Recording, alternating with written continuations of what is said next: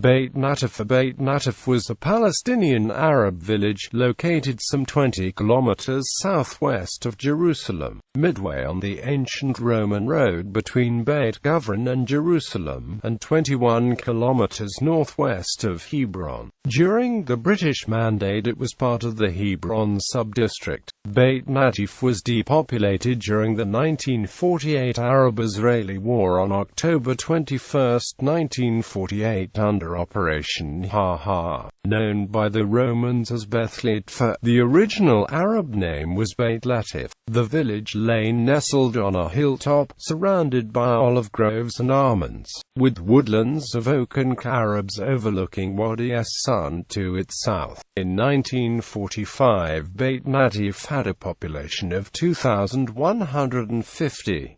It contained several shrines, including a notable one dedicated to Al-Sheikh Ibrahim. Roughly a dozen kibbas lay in the vicinity. History: Roman and early Byzantine periods.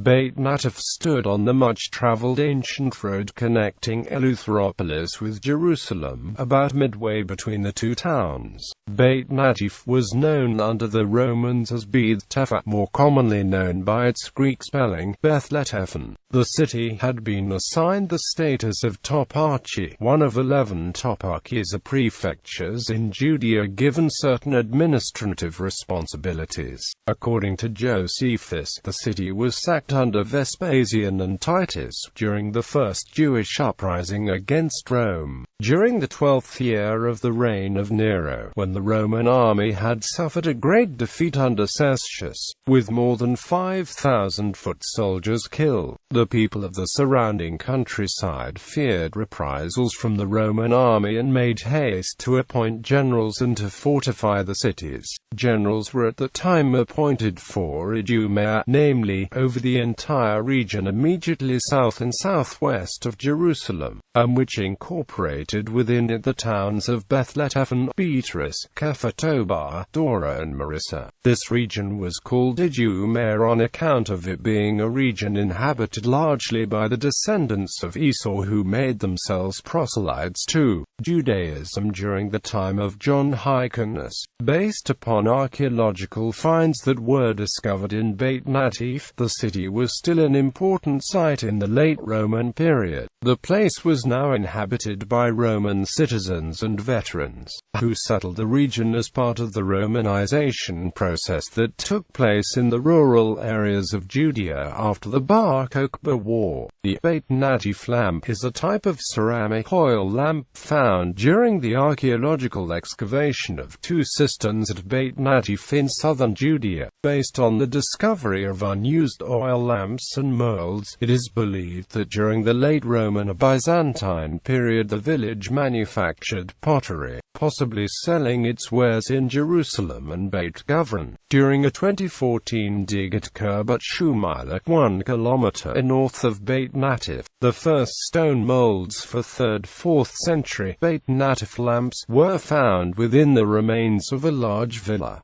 Byzantine through Mamluk period. Literary sources bearing on the history of the village. For the Byzantines to the Arab conquest in 636 under Caliph Omar, to the Egyptian conquest in 969 and the Seljuk Turk conquest in 1087, are virtually non-existent. Likewise, no records exist of the village from the long period of foreign conquests, until the rise of the Ottoman Empire. Ottoman period. In 1596, Beit Nattif was listed among villages belonging to the Nahia Quds in the administrative district Lower of Jerusalem, in a tax ledger of the countries of Syria, and which lands were then under Ottoman rule. During that year, Beit Nattif was inhabited by 104 Muslim households. The Ottoman Authority levied a 33.3% taxation on agricultural products crops produced by the villages, besides a marriage tax and supplement tax on goats and beehives.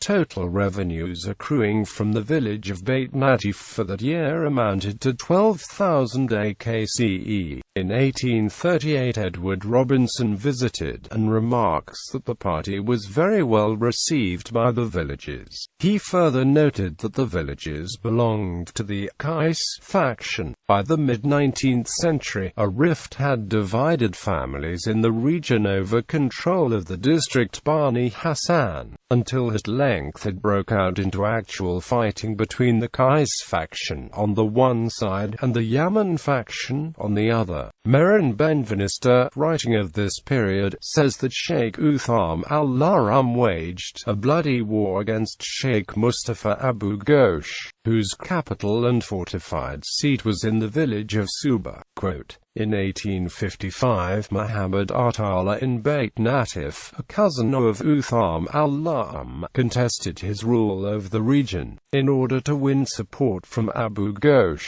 Muhammad Atala gave his allegiance to the Yaman faction. This is said to have enraged Uthman al-Lahram. He raised a fighting force and fell on Beit Nattif on 3 January 1855. The village lost 21 dead, according to an eyewitness description by the horrified British consul, James Finn. Their corpses were terribly mutilated. In 1863, Victor Guerin visited twice.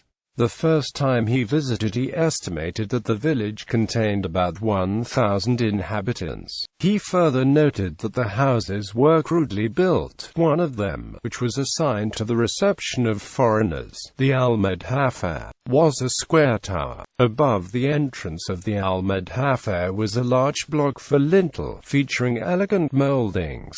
Guerin assumed it came from an ancient destroyed monument.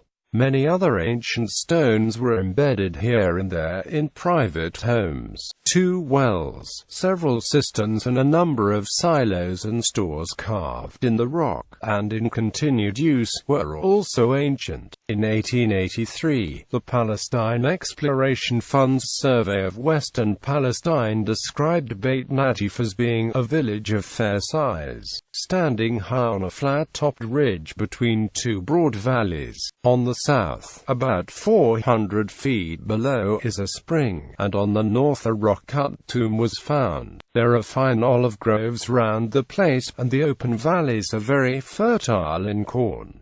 British Mandate. For all practical purposes, the British inherited from the Turkish counterparts the existing laws in regard to land tenures as defined in the Ottoman Land Code, to which laws there was later added subsidiary legislation. At the time of the British occupation, the land tax was collected at the rate of 12.5% of the gross yield of the land. Crops were assessed on the thrashing floor or in the field, and the tithe was collected from the cultivators. In 1925, additional legislation provided that taxation on crops and other produce not exceed 10%. In 1928, as a measure of reform, the Mandate government of Palestine began to apply an ordinance for the commutation of tithes. This tax in effect being a fixed aggregate amount paid annually. It was related to the average amount of tithe that had been paid by the village during the 4 years immediately preceding the application of the ordinance to it. In the 1922 census of Palestine conducted by the British Mandate authorities, Beit Nattif had a population of 1,112, all Muslims, increasing in the 1931 census to 1,649, still all Muslim, in a total of 329 houses. In 1934, Dmitry Baramki of the Mandate Department of Antiquities directed the excavation of 2 cisterns in the village of Beit Nattif, which produced mostly ceramic ware dating from between the 1st and 3rd centuries CE. By 1945, the population had increased to 2,150.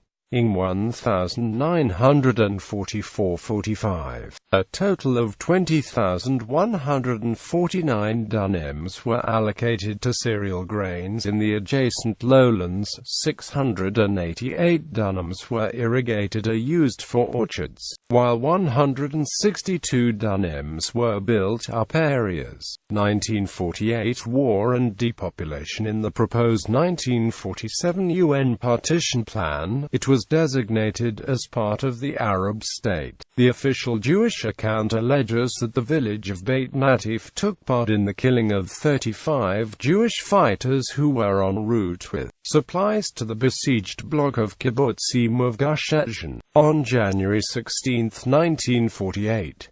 However, reports from the New York Times correspondent indicate that the convoy took a wrong turn and ended up in Shurif. The Arab version is that the convoy had attacked Shurif deliberately and had held it for an hour before being driven out. After this, the Haganah mounted a punitive attack on Beit Nattif, Daraban and Arizona Zachariah. In late January 1948, the Haganah's Jerusalem HQ suggested the destruction of the southern block of Beit Nattif in order to secure transportation along the Tel Aviv-Jerusalem highway. The Israeli Air Force bombed the area of Beit Nattif on October 19, 1948, which started panic flights from Beit Nattif and Beit Guvrin. Beit Nattif was depopulated during the 1948 Arab-Israeli War on October 21, 1948 under Operation Ha-Har by the 4th Battalion of the Hal Brigade. There are conflicting reports about its conquest. One Palmer report says that the villagers fled for their lives, while a Haganah report says that the village was occupied after some light resistance. During late 1948, the IDF continued to destroy conquered Arab villages in order to block the villages' return. Among these destroyed villages was Beit Nattif. There are also conflicting reports about which other villages were destroyed with it. One report says that Daraban was destroyed with it, while another report says that Day al-Hawa was destroyed with it. On the 5th of November, the Hal Brigade raided the area south of Beit Nattif, driving out any Palestinian refugee they could find. Netiv Halamed Hair was built on village land in 1949, while Aviza and Neve Michael were built on village land in 1958. Today, the land whereon was once built Beit Nattif comprises what is now called Halamed Forest and is maintained by the Jewish National Fund. Some of the lands to the north of Beit Nattif have been built upon by the new neighborhood of Beit Shemesh, known as Ramah Beit Shemesh Gimel. Gallery.